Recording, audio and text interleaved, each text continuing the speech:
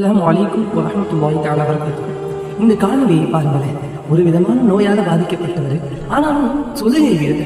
தொழுகையின் மீது உள்ள பிரியம் காரணமாக, தொழுகையை விட்டுவிடக் கூடாது என்ற அச்சத்தின் காரணமாக இப்படி ஒரு சூழ்நிலையிலே தொழுகையை விடாமல் தொழுகின்றார்கள். ஆனால் நாம் ஏன்பா தொழுவதில்லைன்னு கேட்டா, அங்க ஒரு வேலையா போயிட்டேன், இங்க ஒரு வேலையா போயிட்டேன், அது இது என்பதாக எவ்வளவு சாக்குகள் நாம் சொல்கின்றோம். சிந்தித்து பாருங்கள். அல்லாஹ் நம் உடலை எவ்வளவு ஆரோக்கியமாக வைத்திருக்கின்றான். நாம் எவ்வளவு அல்லாஹ்வுக்கு வணங்க கடமைப்பட்டிருக்கின்றோம். ஆரோக்கியம் இல்லாதவர்கள் கூட அல்லாஹ் இதனை நமக்கு வழங்கியிருக்கின்றானே என்பதாக தொழுகின்றார்கள், அல்லாஹ்வுக்கு நன்றி செலுத்துகின்றார்கள். ஆனால் நாம் நபி ஸல்லல்லாஹு அலைஹி வஸல்லம் அவர்கள் சொன்னார்கள், யார் வேண்டுமென்றே தொழுகையை விழுகின்றாரோ அவர் அல்லாஹ்வை நிராகரித்தவராவார், அவர் அல்லாஹ்வை நிராகரித்தவராவார் என்று நபி ஸல்லல்லாஹு அலைஹி வஸல்லம் அவர்கள் சொன்னார்கள். எந்த ஒரு சூழ்நிலை ஏற்பட்டாலும் கண்டிப்பாக தொழுகையை நிறைவேற்றுங்கள். தொழுகையை மட்டும் விட்டுவிடாதீர்கள். அல்லாஹ்விற்கு அஞ்சிக் கொள்ளுங்கள், வறுமையை பயந்து கொள்ளுங்கள். அல்லாஹ் வறுமையில் கேள்வி கேட்டால் என்ன பதில் சொல்வோம் என்பதை சிந்தித்து பாருங்கள்.